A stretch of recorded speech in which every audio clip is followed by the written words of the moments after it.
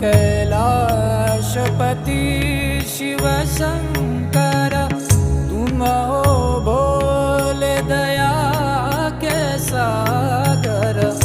दूर करो सब दुख